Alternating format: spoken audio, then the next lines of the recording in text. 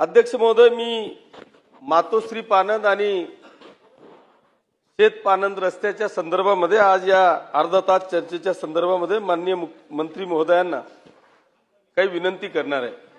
अध्यक्ष महोदय,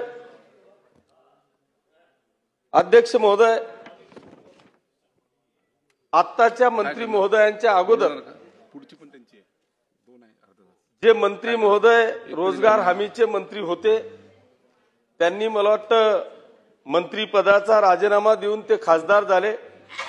खासदार होऊन आता त्यांना वर्ष झालं। 4 वर्षापासून ह्या रोजगार हमीचे माझ्या मतदारसंघामध्ये अध्यक्ष महोदय भडगाव तालुक्यात जवळपास 107 कामं मंजूर होती आणि पाचोरा तालुक्यात जवळपास 122 कामं मंजूर होती। म्हणजे एकूण 249 कामांमध्ये अध्यक्ष महोदय वरचे 49 कामं सुद्धा अजूनपर्यंत चालू झाले नाही। अजून 200 कामं यांना प्रमा मिळालेले नाही। प्रमा मिळाली तरी ते कामं चालू झालेले नाही। त्याच्यामुळे अध्यक्ष महोदय हे का चालू झाले नाही याचा जर का विचार आपण केला तर अध्यक्ष महोदय आपण योजना तर केली, परंतु त्या योजनेमध्ये येणारे अडथळे, या अडथळ्यांवर मला वाटतं आजपर्यंत कुठलाही विचार केला गेला नाही।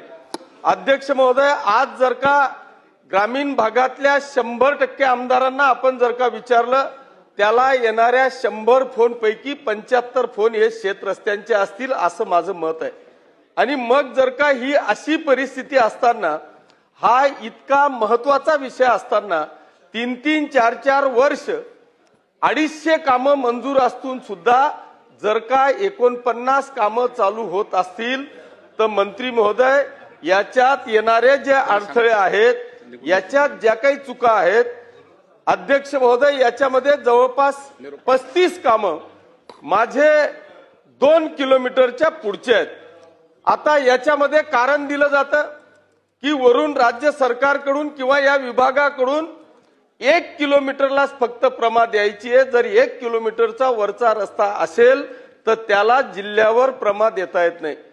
हरकत नाही, जर जिल्ह्यावर प्रमा देता येत नाही तर जिल्हा सरकारकडे पाठवता आणि सरकारकडून आता सुद्धा 2 किलोमीटर पर्यंत आम्हाला प्रमा मिळालेला नाही, म्हणजे ते सुद्धा कामं चालू झाले नाही।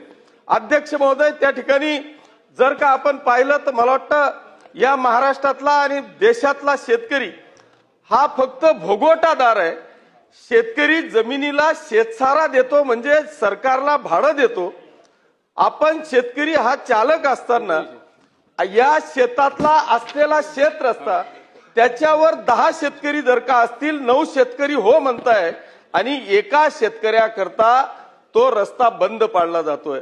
मग अध्यक्ष महोदय, माझा प्रश्न मंत्री महोदयांना की जे अनेक अडचणी या शेत रस्त्यांसाठी आहे, 9 शेतकरी योग्य आहेत आणि 1 शेतकरी जर का त्या रस्त्याला करू देत नसेल आणि त्याच्याकरता जर का तो शेत रस्ता बंद पडत असेल तर मंत्री महोदय आपण खाली मग ते तहसीलदार असतील, प्रांत असतील, यांना अधिकार देणार आहात का किंवा त्यांना आपण सूचना देणार आहात का की कुठल्याही परिस्थितीत जर का एका व्यक्तीमुळे 100 शेतकऱ्यांचं नुकसान होत असेल, वर्षानुवर्ष तो रस्ता जर का बंद राहत असेल तर आपण आपल्या MREGचे किंवा रोजगार हमीच्या माध्यमातून होणाऱ्या या रस्त्यांसाठी एक वेगळी नियमावली आपण तयार करणार आहात का, असा माझा प्रश्न अध्यक्ष महोदय या ठिकाणी आहे।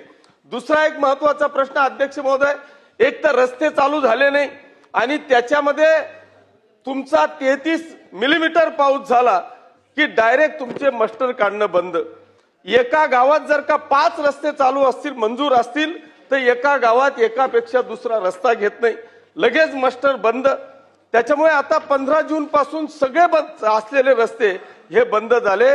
अध्यक्ष महोदय, एका बाजूला ह्या विषयावर राज्याचे मुख्यमंत्री आदरणीय देवेंद्रजी फडणवीस साहेब इतके म्हणजे तत्पर आहेत, त्यांनी या सभागृहामध्ये सगळ्या शेतकरी आमदारांचं सगळ्यांचा आग्रह पाहिल्याच्या नंतर मला वाटतं माननीय बावनकुळे साहेबांच्या अध्यक्षतेखाली या महाराष्ट्रातले 100% शेत रस्ते येणाऱ्या 5 वर्षात संपवू अशा पद्धतीचं निवेदन मला वाटतं मुख्यमंत्री महोदयांनी या सभागृहामध्ये केलंय आणि त्या समितीचे अध्यक्ष आदरणीय बावनकुळे साहेबांना केलेलं आहे। मंत्री महोदय, माझी विनंती आहे की जर मग मुख्यमंत्री इतके संवेदनशील असतील, बावनकुळे साहेबांच्या अध्यक्षतेखाली जर का ही समिती गठीत केली गेलेली असेल आणि एवढा मोठा प्रश्न एक एक मतदारसंघामध्ये 800 किलोमीटरचे रस्ते आहेत, एका बाजूला 4 वर्षापासून 250 किलोमीटर रस्ते मंजूर असताना जर का 10-20 किलोमीटर रस्ते सुद्धा होणार नसतील तर याच्यावर मंत्री महोदय नेमका काय निर्णय घेतील, काय निर्णय घ्यायचा आहे हा प्रश्न अध्यक्ष महोदय माझा आहे। आज जर का तुम्ही तुमचीवाली नियमावली पाहिली तर मला वाटतं तुमचा याचा MREGचा दररोजचा जी रोजंदारी आहे त्या रोजंदारीचा रेट अध्यक्ष महोदय जर का आपण पाहिला तर मला वाटतं 300 रुपये आहे।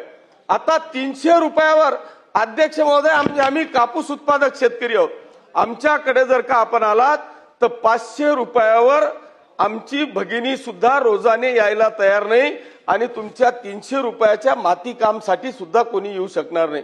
आणि म्हणून तुमच्या ह्या ज्या काही छोट्या छोट्या अडचणी आहेत याच्यावर आपण काही निर्णय घेऊन चेंज करणार आहात का?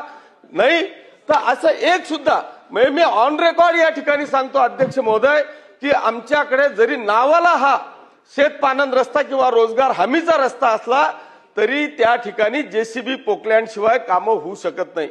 ऑफ द रेकॉर्ड तिथं जाऊन 5-7 लोकांचे फोटो घ्यावे लागतात आणि ते तुम्हाला अपलोड करावे लागतात, पण 300 रुपयावर अध्यक्ष महोदय एक सुद्धा रोजंदार यायला तयार नाही।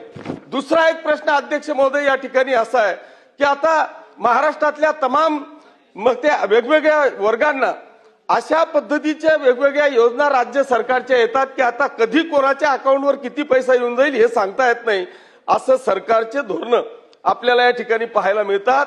अध्यक्ष महोदय आता कॉन्ट्रॅक्टर सुद्धा जॉब कार्डवर काम करताना इतका घाबरतोय की जर का त्याच्या अकाउंटवर जॉब कार्डवर जर तो पैसा MREGच्या शेत रस्त्याचा आला तर तो जॉब कार्ड वाला सुद्धा त्या ठेकेदाराला पैसे द्यायला तयार नाही, त्याच्यामुळे तो ठेकेदार सुद्धा हिम्मत करत नाही। मग ह्या सगळ्या ज्या काही त्रुटी आहेत ह्या आपण कधी बदलणार आहात का? हे रस्ते वर्षानुवर्षापासून आहेत तरी ते कामं होत नाही, याची कारण मीमांसा काय काय याच्यावर आपण कधी चर्चा करणार आहात का? असे 2-4 प्रश्न आहेत। हे सगळ्या प्रश्नांचं सखोल उत्तर देऊन महाराष्ट्रातल्या तमाम शेतकरी बांधवांचे जे वेगवेगळ्या शेत रस्त्याच्या संदर्भातले प्रश्न अनेक वर्षापासून प्रलंबित आहेत त्यांना आपण सुकर अशी दिशा देणार का, एवढी एक रास्त अपेक्षा अध्यक्ष महोदय आपल्या माध्यमातून माननीय मंत्री महोदयांना करतो। सन्माननीय मंत्री